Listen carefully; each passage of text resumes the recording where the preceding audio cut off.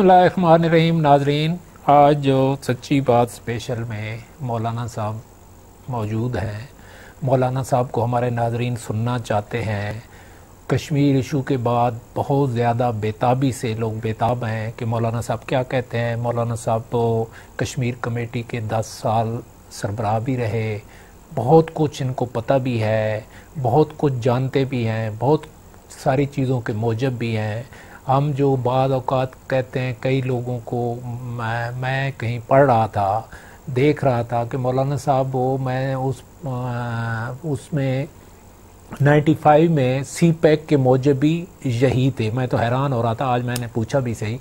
तो लोग इनके कई बड़े बड़े काम इन्होंने किए और उनमें शामिल रहे, लेकिन लोग वो इस तरह में है कि मौलाना साहब ये जो वाक़या हुआ है 370 का और 35 का, इस पेस के ख़त्म करने का, इंडिया ने जो ये शबखून मारने की कोशिश की है या मारा है, तो इस पे मौलाना साहब का क्या रद्द अमल है और मौलाना साहब इस पर क्या कहेंगे। इसके अलावा और भी गुफ्तगू करेंगे, मुल्की हालात को भी देखेंगे, लेकिन सबसे प्रायोरिटी यही है क्योंकि कश्मीर डे जो में यकजहती मनाया गया और भरपूर अंदाज में मौलाना साहब की पार्टी ने, जमात इस्लामी ने, पाकिस्तानी अवाम ने भरपूर अंदाज में यकजहती का इजहार किया।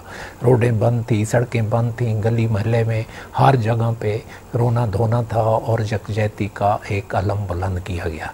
तो आज मौलाना साहब से इस पर गुफ्तगू करेंगे। मौलाना साहब अस्सलाम वालेकुम। वालेकुम अस्सलाम व रहमतुल्लाह। मौलाना साहब, मैं इंट्रो में कश्मीर की अर्ज़ कर गया कि ये जो 370 का ख़ात्मा और 35 का, इसका क्या ये शबखून क्यों मारा गया और क्यों इंडिया ने ये किया हमारे साथ, एक को हमारे कश्मीरी भाइयों के साथ, और जबकि बैनुल-अक़वामी तौर पे ये को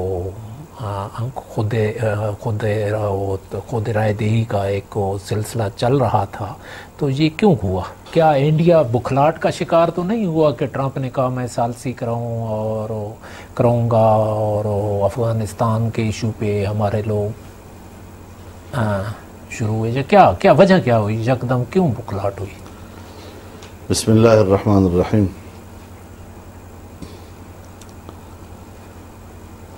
सरदार खान साहब, कश्मीर के मसले पर हम हिंदुस्तान के हालिया इक़दामात को देखकर उस पर एहतजाज कर रहे हैं और गुफ्तगू कर रहे हैं। मेरी नज़र में 70 साल से हिंदुस्तान का जो रवैया कश्मीर के हवाले से रहा है,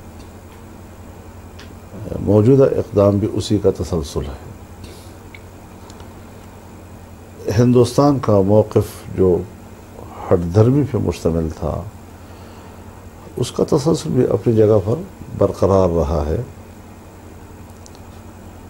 बुनियादी तौर पर सलामती कौंसिल की जो सन 1948 और 49 की करारदादें हैं, पूरी आलमी बिरादरी खित्ते कश्मीर को या आल जम्मू कश्मीर उसे मुतनाज़ा इलाका करार देती है। अमेरिका हो या यूरोप हो या बड़े ममालिक हों, वो सब इस इलाके को मुतनाज़ा इलाका कहते हैं। बाद में उन्होंने कश्मीर को एक खुसूसी हैसियत दी, जिसमें 35A के तहत कश्मीर असम्बली को ये इख्तियार हासिल था, या वहाँ जो हुकूमत बनती है, कि वो कश्मीरी का तारीफ़ करे कश्मीरी किसको कहा जाता है, और उसी का इख्तियार था। अगर वो ख़त्म हो गया है तो अब हर वो शख्स जो यहाँ आकर आबाद होगा और अपने आप को कहेगा मैं कश्मीरी हूँ, तो वो कश्मीरी कहलाएगा, क्योंकि कश्मीर हुकूमत या असम्बली का इख्तियार सल्ब हो गया है। आर्टिकल 370 के तहत कश्मीर के कानून साजी और तमाम इंतज़ामी फ़ैसले कश्मीर असम्बली के मातहत होती थी और उसी की बनाई हुई हुकूमत के मातहत होती थी। अब यह है कि इसको तमाम हिंदुस्तान की दूसरी रियासतों के बराबर ला खड़ा किया है, जिसे अब دلی جو ہے وہ عام آئین کے تحت کنٹرول کرے گا اور اس میں قانون سازی کرے گا، جو وہاں دلی سے قانون سازی ہوگی یہاں پر بھی لاگو ہو سکے گی۔ ظاہر ہے کہ اس طرح کا ایک بڑا اقدام ہوا تو اس سے ایک نیا بھونچال بھی کشمیر کے حوالے سے سامنے آیا۔ ہم نے تو اس اقدام کے فوراً بعد آج جمعے کے روز پورے ملک میں کشمیریوں کے ساتھ یوم یکجہتی منانے کا اعلان کیا، اور پاکستان کے طول و عرض میں تمام ضلعی ہیڈ کوارٹر میں آج مظاہرے ہوئے ہیں، اور کشمیریوں کے ساتھ یکجہتی کا اظہار ہمارے کارکنوں نے بھی کیا ہے اور وہاں کے عوام نے بھی کیا ہے۔ کشمیریوں کے ساتھ جو ہمارا رشتہ ہے، جو ہمارا تعلق ہے، وہ بہت ہی گہرا ہے، اور ہمیشہ ہمارا یہ موقف رہا ہے کہ کشمیریوں کی مشکل یہ کشمیریوں کی نہیں ہے، بلکہ پاکستان اس مشکل میں ان کے ساتھ برابر برابر کا شریک رہتا ہے، اور ان کے درد اور ان کے کرب کا احساس جس طرح وہ کرتے ہیں اسی طرح پاکستانی ہر شہری، پاکستان اسٹیٹ، پاکستانی عوام وہ اسی طرح اس کرب میں اس کے ساتھ شریک رہتے ہیں۔ لیکن یہاں میں کچھ چیزیں آپ کے ساتھ شیئر کرنا چاہتا ہوں۔ دیکھیے، کشمیر کے حوالے سے جو بھی صورتحال ہے یہ ایک اسٹریٹجک قسم کی صورتحال ہے۔ کشمیر ہمارا ایک اسٹریٹجک پوائنٹ ہے اور بڑا ہی برننگ پوائنٹ ہے ہمارا۔ بعض دفعہ آئینی قانونی موشگافیوں سے اراکین پارلیمنٹ واقف نہیں ہوتے، تو ہمیشہ یہی ہوتا ہے کہ اسٹیٹ کے ادارے آتے ہیں اور وہ پارلیمنٹ کے اندر ان کیمرہ اگر ضرورت ہو تو ان کیمرہ پھر وہ ان کو ساری صورتحال بتاتے ہیں، ان کو بریف کرتے ہیں۔ ان کی جب سمجھ میں مسئلہ آ جاتا ہے تو پھر کچھ چیزیں وہ سوالات کے جوابات میں حل کر لیتے ہیں، اور ان کو پتہ چل جاتا ہے کہ اصل پرابلم کیا ہے۔ یہاں ایک مشترکہ اجلاس پارلیمنٹ کا بلایا گیا اور اراکین کو کچھ نہیں بتایا گیا کہ آرٹیکل 37 کیا ہوتا ہے، آرٹیکل 35 کیا ہے، اور اس کا پس منظر کیا ہے، اس پر ابتدائی طور پر ہمارا موقف کیا رہا تھا، آج ہمارا موقف کیا ہے، کوئی تبدیلی تو نہیں آئی ہے صورتحال میں۔ تو یہ چیزیں ہمیں اپنے پارلیمنٹ کو بتانی چاہیے تھی۔ ان کو بالکل اندھا چھوڑ کر اندھے میدان میں ان کو اور کہا گیا جی آپ اس پر بحث کریں۔ جی کیا بحث کریں؟ چنانچہ یہی منظر جو پارلیمنٹ کا آپ کو نظر آیا، پھر یہی اسی کی توقع کی جا سکتی تھی۔ اب دیکھیے، گورنمنٹ کہتی ہے کہ فارن آفس کہتا ہے کہ آرٹیکل 370 ہم تو تھے ہی اس کے خلاف، لہذا پارلیمنٹ سے جو قرارداد پاس کی جائے اس میں آرٹیکل 370 کا ذکر نہ کیا جائے۔ اب ایک طرف دنیا میں ہنگامہ اسی اقدام سے کھڑا ہوا، ایک طرف میری گورنمنٹ اور میرا فارن آفس کہتا ہے کہ اس کو آپ نے اس اعلامیے میں شامل نہیں کرنا چاہیے۔ اس تضاد سے آپ عام آدمی کو کیسے متعارف کرائیں گے؟ کس طرح آدمی مطمئن ہوگا؟ میں ہنگامہ کر رہا ہوں آرٹیکل 370 کے خاتمے پہ، میں ہنگامہ کر رہا ہوں آرٹیکل 35A کے خاتمے پر، اور ہندوستان کے اس اقدام کو کشمیریوں کے ساتھ ایک بہت بڑا ظلم اور بہت بڑی زیادتی، اور خطے میں جغرافیائی حوالے سے اور تصویراتی حوالے سے ایک بہت بڑی تبدیلی قرار دے رہا ہوں، اور ملک ابھر پڑا ہے اس حوالے سے۔ لیکن دوسری طرف اسٹیٹ اور ہمارے جو گورنمنٹ کا اور فارن آفس کا موقف آ رہا ہے، اور پارلیمان میں جو ان کو کہا جا رہا ہے کہ اس کو ہم نے قرارداد میں نہیں لانا، اس کا کوئی اور مفہوم ہے۔ لہذا اس میں کیوں اس حد تک ایک ابہام رکھا گیا، اور کس طرح قوم کے سامنے ایک متضاد قسم کا تصور پیش کیا گیا، تو یہ ایک الگ مستقل ہمارا پرابلم ہے کہ جس میں سمجھتا ہوں کہ چاہیے یہ تھا کہ متعلقہ ادارے جو اس کیس کو ہمیشہ ڈیل کرتے رہے ہیں، چاہے وہ ہمارے اسٹیٹ کے ادارے ہوں چاہے وہ گورنمنٹل ادارے ہوں، ان کو چاہیے تھا کہ وہ اس حوالے سے پبلک کو ایوان کو باقاعدہ آگاہ کرتے، اعتماد ملے ان کو اور وہ بتاتے اور آپ جیسے لوگ بھی بیچ میں بیٹھے ہیں. تو اس حوالے سے تو کچھ بھی نہیں ہوا جی. لیکن ذہنی طور پہ سارے لوگ ایک ہیں، چیزوں کو سمجھانے میں ضرور فرق ہے. کشمیر کے ساتھ تو ہم ایک ہیں، لیکن یہاں سے پھر ہمارے اعتماد کو ٹھیس پہنچتا ہے کہ پبلک آخر کیا سوچے گی، کہیں فیصلہ تو نہیں ہوگا کشمیر کا، یہ کب ہوا ہے فیصلہ. اور آپ نے کہ یہ کشمیر کمیٹی کے 10 سال، میں چونکہ 10 سال چیئرمین رہا ہوں، یہی وجہ ہے کہ میں بہت کچھ نہیں کہہ سکتا. مجھے اسٹیٹ کے ساتھ رہنا ہوتا ہے، مجھے اس کی مشکل کا احساس کرنا ہوتا ہے.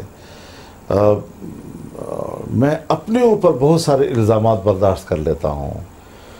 مجھے پتہ نہیں کیا کیا جتلایا جاتا ہے، آپ نے کیا کیا کشمیر کے لیے، آپ نے سب برداشت کرتا ہوں، لیکن میں بھی کہتا ہوں کہ ملک پر کوئی چیز، لیکن ملک پہ نہیں آتی، ملک پر کوئی چیز نہیں لانا چاہتا. اور میں بہت کچھ جانتا ہوں، اور کہاں کہاں پر ہم نے کیا کیا غلطیاں کی اور کیوں غلطیاں کی.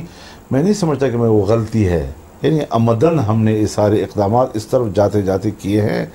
کیونکہ میں نے جب کمیٹی کا چیئرمین بنا تو میں نے کشمیر کو یوں پایا کہ جیسے اب یہ ایک پس منظر میں گیا ہوا مسئلہ ہے، لیکن میں اس کا پس منظر کی طرف دھکیلے جانے کی بات اس تناظر میں کر رہا تھا کہ امریکہ جو ہے اور مغربی دنیا دہشت گردی کے خلاف جنگ کو پرائرٹی دے رہی ہے، اور ہر ملک کے اندر، افغانستان کے اندر، عراق کے اندر، پاکستان کے اندر دہشت گردی کے خلاف جنگ وہ اول ترجیح پہ آ گئی ہے.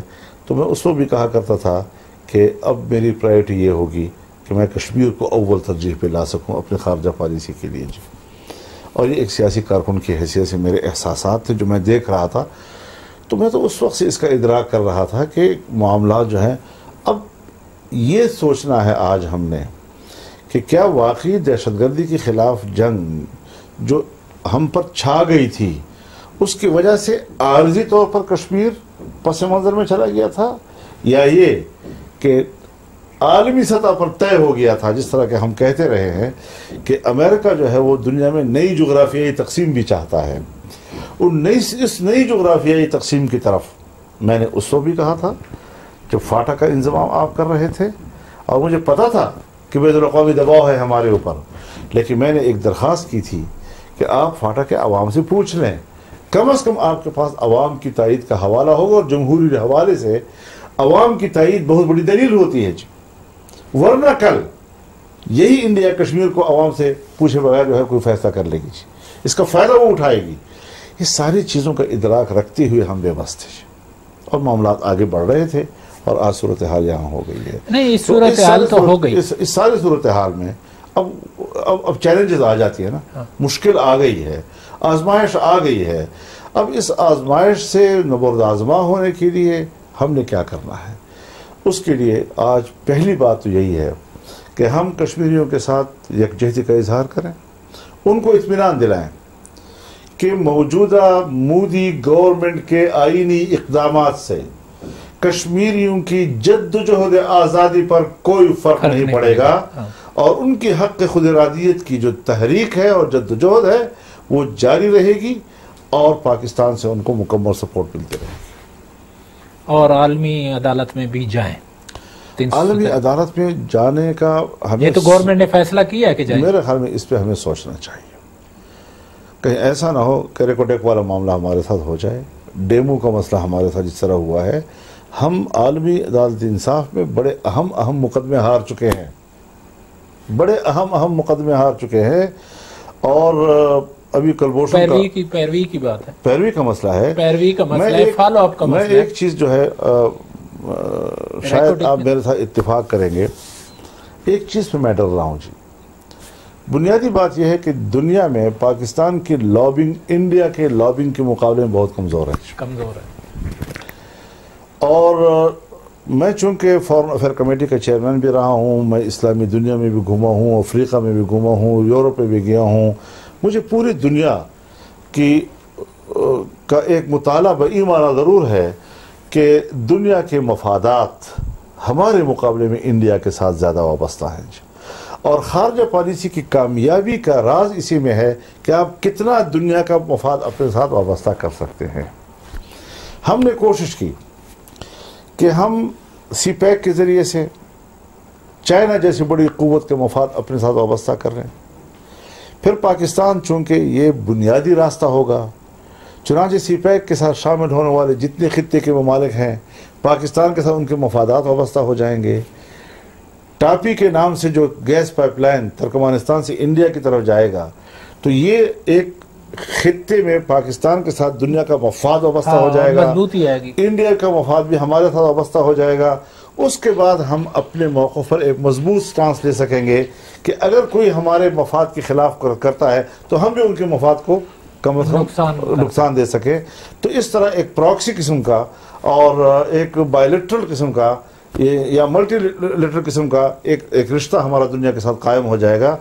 یہ تھی اصل ہماری وہ بنیاد. لیکن انڈیا اس حوالے سے بہت آگے ہے اس وقت تک، ہم ابھی اس کے دوڑ میں بہت پیچھے ہیں.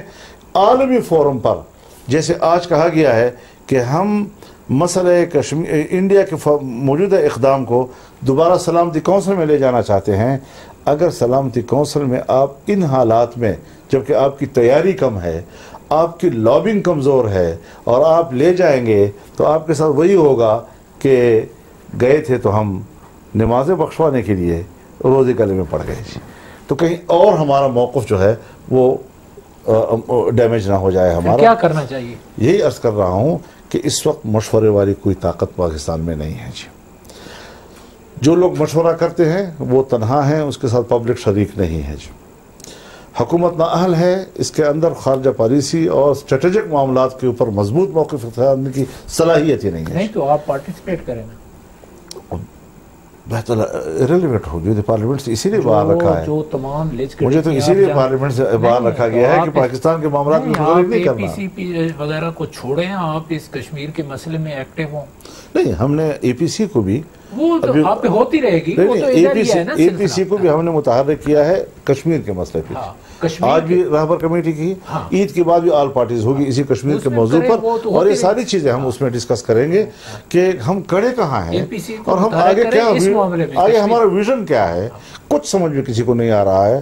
تو ایک ایسے حال مولانا صاحب میں آپ کو بتاؤں، میں تو ہم تو آپ کے مقابلے میں آپ کے طالب علم نہیں جی، آپ ہمارے بزرگ ہیں. میں بتاؤں کہ بڑا آدمی وہی ہوتا ہے جو نالائکوں کو بھی ساتھ لے کے چلتا ہے. کامل آدمیوں کو ساتھ لے کے چلنے کا تو کوئی فائدہ نہیں ہوتا. اس حوالے سے شاید ہم نالائک ہوں تو آپ کا نالائکوں کو ساتھ لے کے چلنا بڑا مشکل ہو جاتا ہے. نہیں، اگر گورنمنٹ میں کوئی کہیں فالٹ ہے نا تو ان کو سمجھائیں آپ، اور اس طریقے سے سمجھائیں. اور کیونکہ اس ٹائم موجودہ جو سلسلہ جا رہا ہے، بات یہ ہے حکومت وہ ہوتی ہے جو پبلک ریپرزنٹیٹیو. جہاں حکومت پبلک ریپرزنٹیٹیو ہی نہیں ہے، اس ڈیبیٹ میں پڑے رہیں گے تو پھر یہ ڈیبیٹ طے ہے ہماری طرف سے. اس پہ ڈیبیٹ کی گنجائش ہی نہیں ہے جی. ہم حتمی طور پر ایک رائے دے چکے ہیں. ہم اگر بات کر سکتے ہیں تو ہم اپنی اسٹیبلشمنٹ کے ساتھ کر سکتے ہیں، کیونکہ وہ ایک ادارہ ہے کہ جو ملک کے معاملات کے اوپر سوچتا بھی ہے، فیصلے بھی کرتا ہے. اور اسی سے آپ کو ان پہ اعتماد ہے؟ مجھے ان کی صلاحیت اور استعداد پہ اعتماد ہے. فیصلے غلط کر سکتی ہے، ان سے اختلاف ہو سکتا ہے. اب پارلیمنٹ کے اندر اگر ایک بریفنگ ہو جاتی، سارے لوگ جو ہے ان کو ایک ایکسیس حاصل ہو جاتا، رسائی مل جاتی کہ میں معاملات کو میں نے سمجھ لیا ہے، اب میں بات کر سکتا ہوں. حضرت مجھے یاد ہے یمن کے مسئلے پر جب بات آئی ایوان میں، سعودی عرب جیسے دوست کو ہم نے ناراض کیا، اور ابھی تک ان کے گیلے موجود ہیں. جب بھی ہم وہاں جاتے ہیں کوئی نہ کوئی کسی جگہ پر یہ بات کہ پھر آپ نے پاکستان نے ہماری مدد سے انکار کر دیا تھا. یہی عمران خان تھا جس نے یہ مسئلہ اٹھایا کہ ہم یمن میں کیوں جائیں، اور ہم بریف نہیں تھے، ہمیں صورتحال کا علم نہیں تھا. اگلے روز جب ہمیں علم ہوا تو پھر ہم نے حرمین شریفین کے تحفظ کی کانفرنس میں شرکت کی اور اس میں اپنا واضح موقف دیا. ہمیں کیوں اس مشکل میں مبتلا کیا گیا کہ پارلیمنٹ کے ممبر ہوتے ہوئے، اب 10 سال پہلے کی صورتحال تو مجھے معلوم تھی، لیکن آج کیا صورتحال ہو گئی ہے اس پر چاہیے تھا کہ اسٹیٹ ہمیں آگاہ کرتا، نا ہاؤس کو آگاہ کرتا. ایک دم سے ایک قرارداد آ گئی، کچھ پتہ نہیں چل رہا تھا کہ ہم وہاں اب کیا طے کر رہے ہیں. چنانچہ اس ہمارے ڈاواڈول پارلیمانی سوچ جو سامنے آئی، اس سے ہمارا بہت گہرا دوست ہم سے ناراض ہو گیا. اس کو تحفظات آ گئی کہ یہ کیا پاکستان نے کیا کیا ہمارے ساتھ. تو اس حوالے سے ہمیں اس سے پہلے ہمیں پتہ ہونا چاہیے کہ اسٹیٹ کہاں کھڑی ہے. کوئی آدمی اسٹیٹ کے ساتھ تصادم نہیں کرتا. ہر شخص چاہتا ہے کہ اگر میری ریاست آزمائش میں ہے تو عزت سے وہاں سے نکلے، یا اگر صحیح ہے اور ہم صحیح فیصلے پہ ہیں تو ہم آگے بڑھیں اور مل کر بڑھیں، ہم ایک دوسرے کو سپورٹ کریں گے. تو ایک رائے میں وحدت آ جاتی ہے، وحدتی فکر کا ایک مظاہرہ ہو جاتا ہے. یہاں تو منتشر فکر کے ساتھ ہم لوگ ایوان میں بیٹھے لڑتے رہے اور کچھ پتہ نہیں چلا کہ ایوان نے کیا طے کرنا تھا اور کیا نہیں طے کرنا تھا، کیونکہ نالج نہیں ہے. نالج نہیں ہے. اور آپ اس بات سے طے ہے کہ اگر اسٹیٹ جو کرتی ہے فیصلے، ہمارے جو ادارے کرتے ہیں وہ ٹھیک کرتے ہیں اور ان سے ڈسکشن ہونی چاہیے. غلطی ہو سکتی ہے، ظاہر ہے شراکت کرے نا جی. اگر پولیٹیشین کو پتہ ہی نہیں ہے جی تو بعد میں مشورہ کرنے کا پہلے ہو جاتا تو کیا ہوتا جی. اچھا، تو یہ جو اپنا پولیٹیکل اے پی سی ہے، اس کو تو آپ میرا خیال ہے آپ لے جائیں نومبر دسمبر پہ لے جائیں، کیونکہ ابھی ایکٹیویٹیز یہ ٹھیک نہیں ہے. ابھی کشمیر پہ بلائیں اے پی سی بلائیں، وہ صحیح ہے، لیکن بات بنیادی یہ ہے کہ پہلے یہ تو پتہ چلے کہ کشمیر کے مسئلے پر ہم کھڑے کہاں ہیں. ہم کشمیر کو لیے رکھیں اور ادھر سے کوئی اسٹیٹ نے کچھ اور فیصلے کیے ہوں اور ہمارا پولیٹیکل جو ایک سٹانس ہے وہ بھی تحلیل ہو جائے یا پس منظر میں چلا جائے. تو ان ساری چیزوں کو دیکھنا پڑتا ہے کہ ہم اگر ایک چیز سے تھوڑا رخ موڑتے ہیں اور دوسری طرف کرتے ہیں تو سامنے کچھ ہے بھی یا نہیں ہے جی.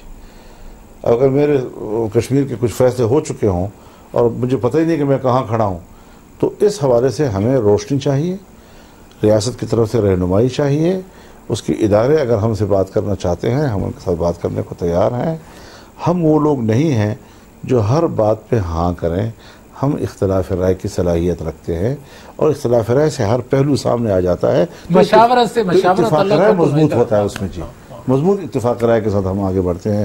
یہاں تو پھر رائے میں بھی جبر ہوتا ہے نا کہ بس جو میری رائے ہے وہ حتمی ہے اور اگر آپ نے اختلاف کیا تو آپ ملک کے دشمن ہیں. تو اس طرح تو نہیں ہونا چاہیے نا جی.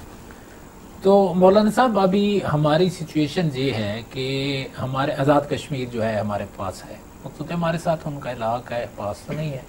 اب یہ اگر ہم جہاں پہ ہم نے کمزور پہلو دکھایا تو کل کو اور چیزیں بڑھیں گی. میں تو یہی تو ہمیں ڈر ہے جی کہ اگر انہوں نے کشمیر پہ ہاتھ پھیر لیا وہاں اور ابھی مسلسل وہاں کرفیو ہے اور اگر 30-40 روز تک کرفیو جاتا ہے، اب حضرت جو آدمی گھر سے باہر گیا ہوا دکان میں بیٹھا ہے جی وہ وہیں دکان میں پھنس گیا جی. اگر وہ گھر کے لیے واپس آ رہا ہے تو راستے میں پھنس گیا جی. کھیت میں گیا ہوا ہے تو وہاں پھنس گیا جی. اب آپ بتائیں کہ یہ لوگ اب اگر پہلے بتا بھی دیا تھا تو لوگوں نے 2-3 روز کا روشن تو لے لیا، لیکن اب 2-3 دن کے بعد وہ بھی ختم ہو جائے گا گھر میں جی. پھر لوگ کیا کریں گے جی. تو اتنی خطرناک صورتحال سے اس وقت عام کشمیری گزر رہا ہے اور قیادت سب نظر بند ہو گئی ہے گھروں میں. مسجدوں کو قفل لگا دیے گئے ہیں، مسجد میں مسلمان نماز پڑھنے نہیں جا سکتے، جمعے کی نماز نہیں پڑھنے دی ہے. تو اس سارے صورتحال میں حضرت وہاں مسلم میجارٹی ایک اسٹیٹ ہے، وہاں مساجد اور مساجد تک رسائی اور وہاں پہ یہ ساری چیزیں انتہائی تشویش کا باعث ہیں اس وقت. چھوٹا سا بریک لیتے ہیں پھر واپس. بریک کا وقت ختم ہوا، مولانا صاحب کے پاس واپس آتے ہیں، گفتگو کا آغاز کرتے ہیں. مولانا صاحب، چائنا نے بھی جو انٹرنیشنل جو برادری ہے ہماری، ملیشیا ہو گیا، سعودی عرب ہو گیا، قطر ہو گیا، دبئی ہو گیا، ان میں آپ پچھلی دفعہ آئے تھے، آپ نے میرے پروگرام میں تشریف لائے تھے اور آپ نے بڑی اچھی بات کی تھی کہ آرمی چیف سے کہ جانے سے بڑی اسودگی ہوئی اور ہوئی بھی ہے. لیکن چائنا کا تھوڑا سا مجھے لڑکڑاتا ہوا بیان نظر آیا، لداخ تک محدود رہے ہیں. یہ کیوں اس طرح ہے؟ چائنا ہمارا بہت بیسٹ فرینڈ ہے اور آپ 95 میں سی پیک کے پیچھے بھی تھے اور بڑا. دیکھیے چائنا کا جہاں تک تعلق ہے حضرت، آپ کے کچھ لوگوں کو ساری دنیا دہشت گرد کہتی ہے اور سلامتی کونسل میں ان کو دہشت گرد قرار دینے کے لیے قراردادیں آتی ہیں. انڈیویجولز کے لیے چائنا آپ کو ڈیفینڈ کرتا ہے اور اس قرارداد کو ویٹو کرتا ہے. اس سے اندازہ لگائیں کہ وہ میکرو لیول پہ آ کر جو ہے وہ آپ کو سپورٹ کرنے کے لیے تیار ہوتا ہے. آج آپ کی خارجہ پالیسی کا محور اور اس کی ریڑھ کی ہڈی کشمیر، اس پر اس کا جو موقف آیا ہے وہ کیوں ادھورا ہے، کیوں ہماری توقعات کے خلاف ہے؟ ظاہر ہے کہ ہم نے کچھ زیادتی کی ہوگی نا اس کے ساتھ جی۔ جو ملک آپ کے پاکستان میں 70 ارب ڈالر کی انویسٹمنٹ کرتا ہے، آپ اس کو لات مارتے ہیں، آپ اس کی پوری انویسٹ کو تباہ کرتے ہیں، سی پیک کے سارے منصوبے کو آپ روک لیتے ہیں۔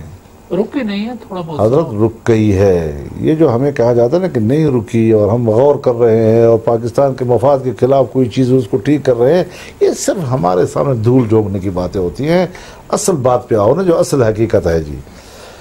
ٹھیک ہے، مجھے پتا ہے حضرت کہ ہماری جو اسٹیبلشمنٹ ہے وہ دن رات اس کوشش میں لگی ہوئی ہے کہ چائنا کے ساتھ معاملات ٹھیک کر لے، مجھے اتنا پتا ہے جی۔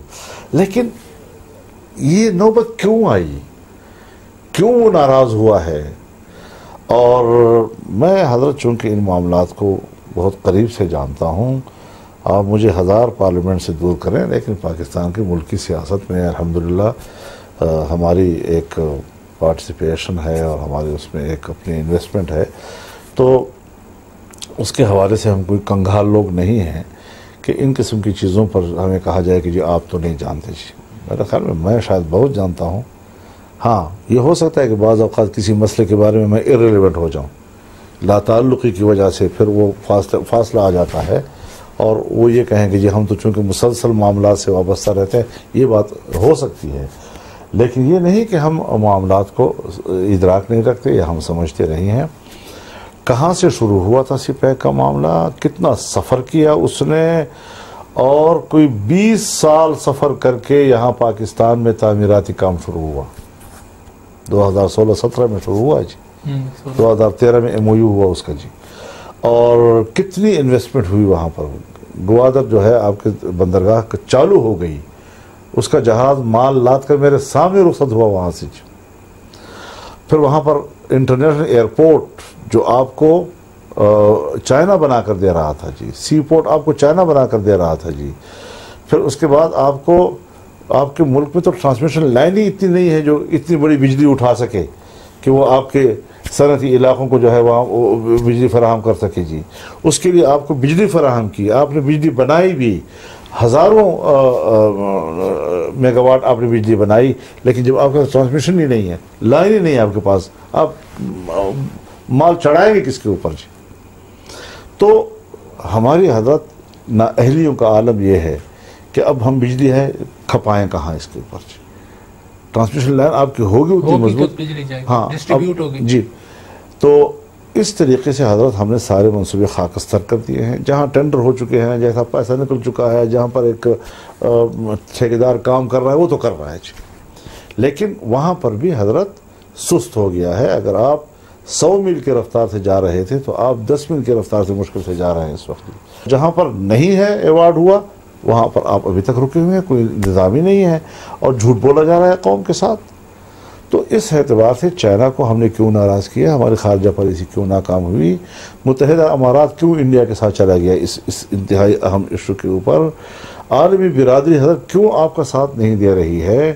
مجھے حضرت وہ دن بھی یاد ہے جب جنیوا انسانی حقوق کمیشن میں پاکستان نے ایک قرارداد ٹیبل کی تھی جس میں کشمیر کا ذکر تک نہیں ہے، لیکن اپنے پڑوس میں انسانی حقوق کے حوالے سے شکایت ہے۔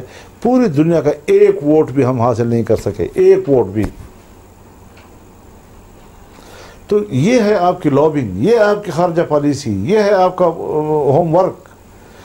اس صورتحال میں حضرت ہم جہاں کھڑے ہیں، خدا کے لیے ہمیں کوئی سنجیدگی سے اپنے ملک کے مستقبل کے لیے سوچنا ہے کہ یہ مستقل ریاست ہے یا خدا نہ کرے کوئی عارضی ریاست ہے۔ مستقل ریاست، بس اس تصور کے ساتھ اگر ہم متفق ہو جاتے ہیں تو پھر ہم چلتے ہیں۔ ٹرمپ نے کارڈ کھیلا اور جی میں ثالثی کرانے کے لیے تیار ہوں، بڑی اچھی ریسیپشن ہوئی تھی پرائم منسٹر۔ حضرت میں ایک گزارش کروں، یہاں دو باتیں ہیں، ایک ہے کارڈ تو ہے نا ہمارے پاس، نہیں، ایک ہے کہ مودی نے مجھے کہا تھا کہ آپ ثالثی کریں، یہ ٹرمپ کے الفاظ ہیں جی۔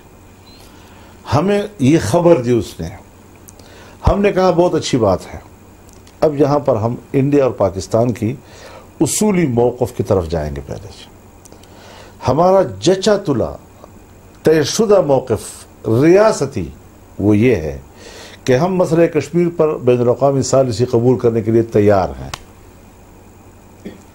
انڈیا کا ریاستی موقف جچا تلا اول دن سے یہ ہے کہ کشمیر ہمارا اٹوٹ انگ ہے اور ہم اس پر کوئی ثالثی قبول کرنے کو تیار نہیں ہیں۔ لہٰذا اگر ثالثی کی بات ٹرمپ نے کی ہے یا پوٹین کرتا ہے یا کوئی اور ملک، پاکستان ہر وقت قبول کرتا ہے، کیونکہ پاکستان کا سٹانس یہی ہے۔ لہذا پاکستان کا یہ کہنا کہ ہم ٹرمپ کی ثالثی قبول کرتے ہیں، یہ کوئی جدید نئی کوئی فلسفہ نہیں ہے۔ ہنگامہ انڈیا میں کھڑا ہوا کہ صاحب آپ نے کیسے ثالثی قبول کی، اس کا معنی یہ ہے کہ آپ نے کشمیر کو متنازع مان لیا۔ اب اس کے بعد واقعات دیکھیں، واقعات کیا رونما ہوئے۔ واقعات یہ رونما ہوئے کہ جو مقبوضہ کشمیر ہے ہماری نظر میں، اس پر انہوں نے ہاتھ پھیر دیا۔ اب جو اٹوٹ انگ کی باتیں کر رہے تھے کہ اس کی طرف وہ بڑا ہے آگے، اس پر قبضہ کرنے کے بعد فوج داخل کر دی، ہماری سرحدات پر مکمل طور پر انہوں نے قبضہ کر لیا ہے اور دیہاتوں اور شہروں میں کسی قسم کا مظاہرہ کرنے کے راستے انہوں نے روک دیے ہیں۔ جی ایسی صورتحال میں نتیجہ یہ نکلے گا کہ کہے گا کہ وہ تو اب میرے قبضے میں آ گیا ہے، اس پر تو آپ بات ہی نہ کریں، یہ جو آزاد کشمیر ہے اب اس پہ بات ہوگی، تو اس کے لیے ہم ثالثی قبول کریں۔ نہیں تو اس کی ساری بات تو نہیں چلنی نا، عرض کر رہا ہوں نا، یہاں تک وہ جانا چاہے گا۔ اب وہ تو جہاں تک ہی جانا چاہے، تو اب ہم نے کیا راستہ روکنا ہے اس کا؟ بات تو یہ ہے کہ ہماری اسٹریٹجی کیا ہے، ہماری کیا اسٹریٹجی ہونی چاہیے، ہماری اسی پہ غور کرنا ہے نا کہ ہم نے اس آزاد کشمیر کو ہندوستان کے آنے والے مستقبل کی جارحیت سے کیسے بچانا ہے۔ اگر ہم نے آزاد کشمیر کے حوالے سے سوچنا بھول جائے نا، وہ تو ہو گیا، وہ تو ہو گیا، ہو گیا، بس ہو گیا، ہمیں تو ادھر ہی رہنا چاہیے۔ تو وہی عرض کر رہا ہوں نا کہ ادھر رہنے کی اسٹریٹجی ہمارے پاس، وہی عرض کر رہا ہوں نا کہ آپ کو اب بین الاقوامی سطح پر امریکہ کے لیول پر یہ مشکل درپیش آ جائے گی کہ اگر آنے والے دنوں میں، جیسے کہ امریکہ نے کہا ہے کہ یہ اس کا اپنا معاملہ ہے، لیکن یہ ہے کہ ہماری نظر میں کشمیر متنازع ہے اور اس کا فیصلہ عوام کریں، جس طرح اقوام متحدہ کی قراردادوں کی روشنی میں اس نے بات کی ہے، لیکن چین کا اس سے مختلف آیا ہے، امریکہ کا بالکل مختلف ہے۔ بین الاقوامی سطح پر اگر سلامتی کونسل کے ویٹو پاورز بھی اپنی آراء دینے میں مختلف ہو جاتے ہیں تو پھر آپ بتائیں کہ ہمیں کتنے حساس حالات میں داخل ہونا پڑے گا۔ جی کیا ہم کشمیر کو بھول جائیں گے؟ کیا ہم بھول چکے ہیں؟ نہیں، اگر اس کو بھولیں گے تو اور آگے بڑھیں گے۔ تو کیا اب ہماری نظر میں صرف آزاد کشمیر کو بچانا رہ جائے گا؟ یہ ساری چیزیں ایسی ہیں کہ جس کے اوپر ہمیں بیٹھ کر بات کرنی ہوگی، سنجیدگی کے ساتھ سوچنا ہوگا، ورنہ پاکستان ایک بہت ہمارے پاس کارڈ تو ہے افغانستان کا ہی۔ کیا کارڈ ہے اس میں؟ آپ کیا کر سکتے ہیں؟ ہم بہت کچھ کر سکتے ہیں۔ وہاں پر بھی میں یاد کروں آپ سے، دیکھیے پھر لوگ کہتے ہیں جی آپ ایک دوسرے کو آپس میں کیوں ملاتے ہیں؟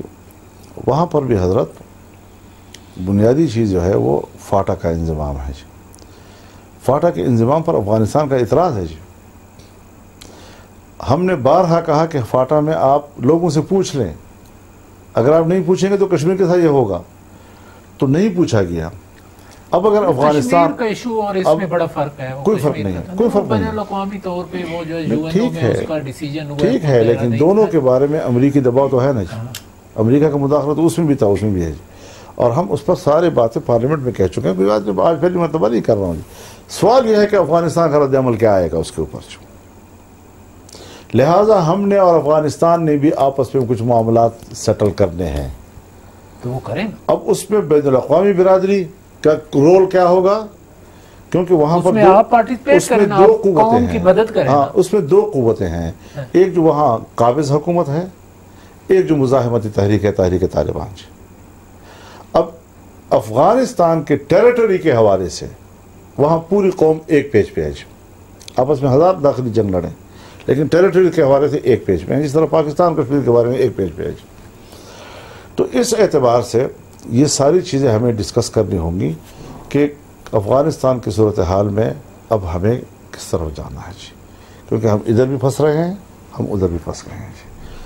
پھر آپ عجیب سوچ رہے ہیں، کل کی بات ہے حضرت، کل کی بات ہے، پاکستان میں حضرت ایک کوئی آسان چیزیں نہیں ہیں، ان چیزوں کو ایڈریس کرنا ہوگا۔ آپ کہتے ہیں کرتارپور والا روڈ برقرار رہے گا، وہ کھلا رہے گا انڈیا کے ساتھ۔ آپ کہتے ہیں کشمیر کا جو راستہ ہے وہ بند کر دیا جائے گا، جس کے کھولنے اور کشمیریوں کے باہمی رابطوں کے لیے ضروری ہے اس کو تو آپ بند کر رہے ہیں۔ کیا کرتارپورے کے اوپر آپ نے انڈیا کے ساتھ کوئی معاہدہ کر لیا ہے کہ یہاں سے وہ کوئی مداخلت نہیں کریں گے؟ تھرپار کا راستہ آپ کھولنے کے لیے تیار نہیں ہے جی۔ بات تو بنیادی یہ ہے، کشمیری اگر ہے تو میرا رشتہ ان کے ساتھ صرف اس لیے نہیں کہ مجھے ٹیریٹری سے کار ہے، مجھے وہ مسلمان لگتے ہیں، میرے اسلامی بھائی ہیں، اور پاکستان مسلمان کے لیے بنا تھا تو کشمیری بطور مسلمان کے میرا حصہ بننا چاہتے ہیں، تو اس کی اس حق کو نہ روکا جائے جو۔ ہماری ڈیبیٹ تو یہ ہے کہ اسٹریٹجک کوئی ایسا ایسا سلسلہ ہونا چاہیے کہ ہم اس جو موقف ہے ہمارا یہ تقویت لے کشمیر کا، جو یہ انہوں نے 370 یا 35 آرٹیکل کی جو سارا سلسلہ ہوا ہے، اس کو وہ کسی طریقے سے واپس ایسی کوئی اسٹریٹجی ہو، ایسا کوئی عمل ہو۔ اس کے لیے ریاستی سطح مجھے پتا ہے بڑا مشکل کام ہے، اس کے لیے ریاستی سطح پر ہمیں ایک پیج پہ آنا ہوگا۔ ہم ایک پیج پہ نہیں ہیں اس حوالے سے۔ میں نے آپ سے عرض کیا کہ پاکستان ابل رہا ہے 370 کے خاتمے پر، اور حکومت مجھے کہتی ہے کہ اس کو قرارداد میں نہیں ڈالنا، اعلامیہ میں نہیں ڈالنا جی۔ اب کیا اس کو کس طرح طے کریں جی؟ تو ہم بالکل تیار ہیں اس کے لیے، ہم اپنی ریاست کے ساتھ تعاون کرنے کے لیے، تعاون نہیں، ہم ریاست کا سپاہی بننے کے لیے تیار ہیں۔ میرے نوجوان کو کم از کم کشمیر کے لیے اور پاکستان کے لیے سرحد پر جانے میں کوئی رکاوٹ نہیں ہوگی جی۔ ہم دفاع کے لیے بھی تیار ہیں جی، ملک ہے ہمارا جی، ہمارے آباء و اجداد کی قبریں یہاں ہیں جی، ہمارے آنے والے نسل کی بھی قبریں یہاں ہوں گی جی۔ تو اس ریاست کو ہم نے بچانا ہے، اس کا تحفظ کرنا ہے، لیکن تحفظ ایک خاص ذہنیت کے تحت نہیں ہوتا، ایک اجتماعی ذہنیت کے تحت ہوتا ہے جی۔ تو اس کے لیے ہم دعوت دیتے ہیں سب کو۔ بڑی پائیدار آپ نے بات کی ہے مولانا صاحب۔ میں ناظرین کو بتاتا چلوں کہ ہمارے کئی ممبر، کئی پارلیمان کے لوگ ہوتے ہیں جن کو نہ 370 کا پتہ ہے، نہ 35A کا پتہ ہے، کسی چیز کا کوئی پتہ نہیں ہے۔ وہاں جب چیٹ سیشن ہو رہا ہوتا ہے، بات ہو رہی ہوتی ہے، بندے کو پریشان ہو جاتا ہے کہ یار یہ کیا بات کر رہے ہیں۔ بالکل صحیح آپ۔ تو جو آپ جیسے لوگ ہیں ان کو سوچنا چاہیے، ریاستی اداروں سے آپ کو ملنا چاہیے، آپ کو ہمارے بڑے جو ہے ہماری افواج پاکستان بڑی مخلص فوج ہے، ہر وقت سینہ تانا، غلطیاں تو ایک علیحدہ بات نہیں، بطور فوج کے، ملکی ادارے کے، میں پاکستان کے لیے ایک ناگزیر ادارہ سمجھتا ہوں، اور جس کی ذمہ داری اسٹیٹ کا تحفظ ہو۔ ظاہر ہے کہ باقی تمام اداروں سے پھر اس کی ایک اہمیت بڑھ جاتی ہے، اور ہم اس کی اس اہمیت کو تسلیم کرتے ہیں۔ اس پہ تو ہمارا کوئی جھگڑا ہی نہیں، کوئی اختلاف ہی نہیں ہے۔ باقی یہ تو نہیں ہے کہ ہم کوئی خدا نخواستہ ادارے کے خلاف ہیں یا ادارے کی ضرورت کو تسلیم نہیں کرتے۔ ضرورت تو بہت کم لفظ ہے، مگر ناگزیریت کو ہم تسلیم کرتے ہیں، ہم تو اس حد تک تسلیم کرتے ہیں۔ ماشاءاللہ، یہ اچھی بات ہے۔ لیکن مولانا صاحب یہ بتائیں کہ یہ جو ہماری اسمبلی سے جو میسج جاتا ہے وہ پلوامہ کے واقعے کے بعد جو ہے نا، جو اسمبلی نے، جو میڈیا نے، جو پاکستانی قوم نے جو کردار ادا کیا، آپ نے خاص کر، تو اتنا مضبوط سٹانس تھا ہمارا جس کی کوئی انتہا نہیں ہے۔ اس مضبوطی کی طرف ہم کیوں نہیں بڑھ رہے اپنے سے؟ جانا چاہیے۔ میں تو اسی کا حامی ہوں کہ ہمیں آپس میں مخالفتیں، گلے، غصے، وہ سب سارے کچھ ہو سکتا ہے، لیکن ملک ایک ہے بہرحال۔ پاکستان ہے تو ہم ہیں، پاکستان ہے تو ہم ہیں، ہماری شناخت ہے نا دنیا میں۔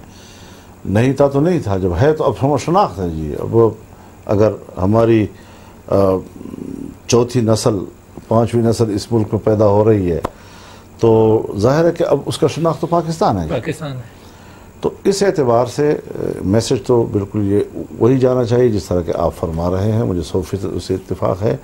بدقسمتی سے ہم چونکہ ہوم ورک نہیں کرتے، ہوم ورک نہیں کرتے، اندھے پتہ پن میں نہیں ہم پارلیمنٹ میں قرارداد لے آتے ہیں، اس کے بعد ہمارے پارٹیوں کے اندر چونکہ بہت دوریاں ہیں، بود ہے، تو وہ پھر اپنے اس جو سابقہ ان کی ناراضگیاں ہوتی ہیں وہ غالب آ جاتی ہیں، اور وہ جو ریاست کا تقاضا ہوتا ہے وہ ذرا نیچے آ جاتا ہے، تو مشکل ہو جاتا ہے۔ لیکن اس سے بچانا چاہیے، بالکل بچانا چاہیے، اس کے حق میں ہوں جی۔ اور اس کے لیے قوم کو آپ کو میسج دینا چاہیے۔ میں جب پہلا اجلاس ہو رہا تھا اس میں جس طرح ہنگامہ ہوا تو میں نے اسی کو محسوس کیا، میں نے کہا یہ تو انڈیا دیکھ رہا ہے اس وقت۔ ہاں پوری عالمی دنیا دیکھ رہی ہے، بلکہ انڈیا میں ٹویٹ چلے کہ جی وہ وہاں تو تقسیم ہو چکے ہیں لوگ، اور پلوامہ پہ کتنا اتفاق تھا، اور مارلی لوگ نہیں حضرت، میں آپ کو بتاؤں جی، لوگوں کو اقتدار میں لاؤ، لیکن کچھ ایسے لوگوں کو لاؤ کہ جو باصلاحیت ہوں۔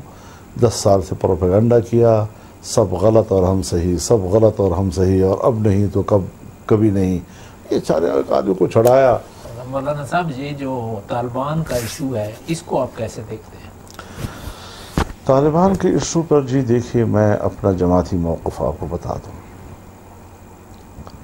امریکہ اور طالبان کے درمیان مذاکرات، یہ تو طالبان کا مطالبہ تھا، اور طالبان نے اپنا مطالبہ منوا لیا کہ امریکیوں کو اس بات پر آمادہ کیا کہ ہم مطالبہ کرتے ہیں۔ یقیناً اس حوالے سے طالبان کی ایک بہت بڑی فتح ہے، اور جس سے کہ کابل گورنمنٹ جو ہے وہ بڑے سیٹ بیک ہوا اس کو، اور بڑی پریشانی ہوئی۔ تاہم میں ایک بات بڑی وضاحت کے ساتھ کہہ دینا چاہتا ہوں کہ میں بین الافغانی مذاکرات کے بھی حق میں ہوں۔ اب بین الاقوامی مذاکرات، ایک یہ ہے کہ بالکل انکار کیا جائے، اس رائے سے تو شاید میں اتفاق نہ کروں۔ ایک یہ کہ بین الافغانی مذاکرات میں رکاوٹیں کیا ہیں، اس کا حق طالبان کو ملنا چاہیے کہ وہ آپ کو 1 2 3 4 بتا کر بتائے کہ ہم اس بنیادوں پر تب تک اس گورنمنٹ سے بات نہیں کر سکتے جب تک کہ دنیا ہماری ان رکاوٹوں کو دور نہ کر دے۔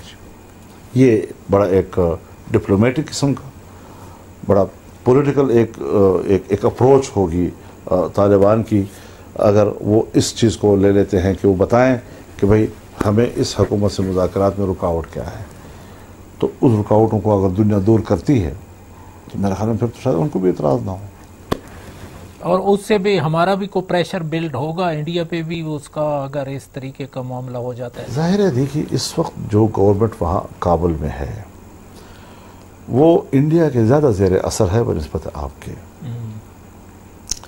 طالبان جو ہیں وہ بالکل مفت میں آپ کا ساتھ دے رہے ہیں، اللہ واسطے ان کو پاکستان سے پیار ہے۔ وہی قوت ہے افغانستان میں جو پرو پاکستانی ہے۔ آپ نے ان کو دہشت گرد کہا، آپ ان کے مقابلے میں امریکہ کے ساتھ وابستہ ہو گئے، لیکن طالبان نے پھر بھی کہا کہ ہم انڈیا کے ساتھ نہیں ہیں، ہم پاکستان کے ساتھ۔ اس چیز کو ہمیں آج اس کو کیش کرنا چاہیے، اس کا ہمیں فائدہ اٹھانا ہے، اور اس کے لیے امریکی دباؤ یا کوئی بین الاقوامی دباؤ قبول کرنے کی بجائے کوئی معقولیت کا مطالبہ کرنا چاہیے کہ آپ اس خطے کو کرنا کیا چاہتے ہیں۔ اب حضرت بہت سے خطرات آنے والے مستقبل میں منڈلا رہے ہیں جی، نئی داخلی جنگ، سول وار، اس کے خطرات بھی تو منڈلا رہے ہیں نا جی۔ لہذا یہ جو جس چیز کے آپ کہتے ہیں کہ امریکہ سے مذاکرات، کابل حکومت سے مذاکرات، اگر یہ بالفرض، تو لوگوں نے توقع وابستہ کی ہوئی ہے کہ پھر افغانستان میں امن آ جائے گا۔ میں اس حد تک خوش فہمی میں مبتلا نہیں ہوں جی۔ میں سوچتا ہوں کہ یہاں پر مفاہمت، سیاسی داخلی مفاہمت بھی ہو جائے، تب بھی آنے والے مستقبل میں ایسے مواد جگہ جگہ پر پڑے ہوئے ہیں، نظر آ رہے ہیں، اور جو امریکیوں کے سرپرستی ان کو حاصل ہے، تاکہ ایک نئی سول وار افغانستان میں شروع ہو اور ہماری مداخلت کے لیے آنے والے مستقبل میں بھی کوئی جواز مہیا ہوتا رہے گی۔ یہ خطرات بھی ہمیں نظر آ رہے ہیں آنے والے مستقبل کے لیے، اس کو بھی دور ہونا چاہیے جی۔ تو یہ ان کو ایڈریس کرنے کی ضرورت ہے، ایڈریس کرنے کی ضرورت ہے۔ تو آج یہ آپ وعدہ کر رہے ہیں کہ آپ ایکٹیو ہوں، اداروں کے ساتھ تو کم از کم ساتھ مل کے ایکٹیو ہوں، کیونکہ رابری چاہیے۔ یہ آپ کا جو آج کا جو پروگرام میں سب سے بڑی بات جو ہے، جو آپ نے خود مانی ایز اے پولیٹیکل لیڈر، کہ ہمارے پارلیمنٹ میں لوگ جاتے ہیں، ان کو پوری رسائی نہیں ہوتی، ادراک نہیں ہوتا معاملات پہ، صحیح، تو وہاں سے پھر غلطیاں ہوتی ہیں۔ یہی مسئلہ اسی طرح دنیا میں آپ جیسے ایٹمی قوت ہیں، ڈاکٹر قدیر جیسے بڑے بڑے لوگوں کو تھنک ٹینک کی کمیٹیاں کیوں بنائی جاتی ہیں؟ پرانے لوگوں کی تھنک ٹینک کے نام سے کمیٹی ہوتی ہیں، ان کی مشاورت ہوتی ہے، وہ بتاتے ہیں کیا ہے، لیکن ہمارا اس طرح کا کوئی سلسلہ نہیں ہے۔ اس کے لیے جو بھی مثبت اقدامات ریاست کی سطح پہ اٹھائے جائیں گے، ہمیں تو کوئی انکار نہیں ہے، ہم تو ملک کے لیے ہیں اور ملک کا مفاد اولین ترجیح ہے ہماری، اور اس میں ہم یہ ضرور چاہتے ہیں کہ ہماری رائے کو سنا جائے کم از کم۔ اور کشمیریوں کے لیے کیا میسج ہوگا آپ؟ کشمیریوں کے لیے تو آج بھی ہم ان کے ساتھ ہیں، آج پورے ملک میں نے جیسے عرض کیا کہ پورے ملک میں ان کے ساتھ یکجہتی کے ہم نے مظاہرے کیے ہیں، اور صرف ایک مظاہرے نہیں، آج جب اس حکومت کے اندر بالکل مایوسی کے سائے منڈلا رہے تھے اور کشمیری انتہائی مایوس ہو رہا تھا کہ ہمارا ایشو کدھر گیا، تو سب سے زیادہ مؤثر آل پارٹیز کشمیر کانفرنس میں نے بلائی تھی آج، جس میں تمام کشمیریوں نے شرکت کی اور پاکستان کی بھی تمام پارٹیوں نے شرکت کی، اور ایک مضبوط قسم کا یکجہتی کا ہم نے اس وقت بھی اظہار کیا تھا۔ آج انڈیا کی طرف اس اقدام کے بعد بھی ہم ان کے ساتھ ہیں۔ میں کوشش کروں گا کہ کشمیری لیڈرشپ سے بھی میری رابطہ ہو جائے، میری بات چیت ہو جائے، تاکہ میں ان کے حقائق، ان کے احساسات کا براہ راست انعکاس کر سکوں اور اس کا ادراک کر سکوں، تو مجھے اس میں ان کی رہنمائی بھی چاہیے ہوگی، اور ایک رشتہ میرا ان کے ساتھ ہے، اور انشاءاللہ ہم اس رشتے کا احترام کریں گے۔ تھینک یو مولانا صاحب، ماشاءاللہ آپ نے کچھ ہوپ دلائی کہ معاملات میں آپ ایکٹیو رہیں گے۔ اور ناظرین، پروگرام کا وقت ختم ہوا، اور مولانا صاحب نے بڑی اچھی گفتگو کی، حوصلہ افزا گفتگو، اور کشمیریوں کے لیے بھی حوصلہ افزا، پاکستانیوں کے لیے بھی حوصلہ افزا، اداروں کے لیے بھی حوصلہ افزا، چونکہ مولانا صاحب کی لوگ رسپیکٹ کرتے ہیں، پرانے آدمی ہیں، کشمیر کمیٹی کو ہینڈل کیا، جو اس میں کمی بیشی یا جو سلو یا تیزی آئی وہ اندرونی باتیں ہوتی ہیں، ہر کہیں پرابلم ہوتے ہیں، انٹرنل چیزیں ہوتی ہیں وہ، لیکن ان کو ادراک ہے ساری چیزوں پہ، تو انشاءاللہ معاملات میں وہ مولانا صاحب کنٹریبیوٹ کریں گے، اور جو لوگوں کو تشویش تھی کہ مولانا صاحب کیوں نہیں بول رہے، تو آج بول ہی پڑے اور بات بھی کر دی۔ Thank you very much.